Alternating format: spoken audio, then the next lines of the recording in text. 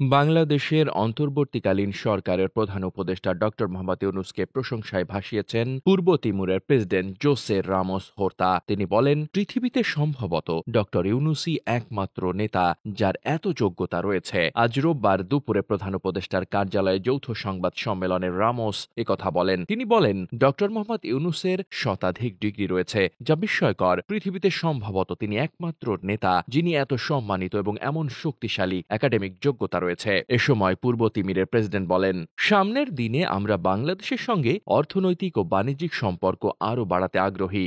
জানা গেছে, পূর্ব তিমুর ও বাংলাদেশের মধ্যে একটি চুক্তি ও একটি সমঝোতা স্মারক স্বাক্ষর হয়েছে। দুই দেশের ডিপ্লোম্যাটিক এবং অফিসিয়াল পাসপোর্ট হোল্ডারদের মধ্যে ভিসা অব্যাহতি চুক্তি এবং দ্বিপাক্ষিক পরামর্শ সংক্রান্ত সমঝোতা স্মারক স্বাক্ষর হয়েছে। এর আগে শনিবার রাত 10:30টার দিকে 4 দিনের সফরে ঢাকায় এসেছেন পূর্ব তিমুরের প্রেসিডেন্ট। হোর্তাকে বিমানবন্দরে স্বাগত জানান অন্তর্বর্তী সরকারের প্রধান উপদেষ্টা ডক্টর মোহাম্মদ ইউনূস।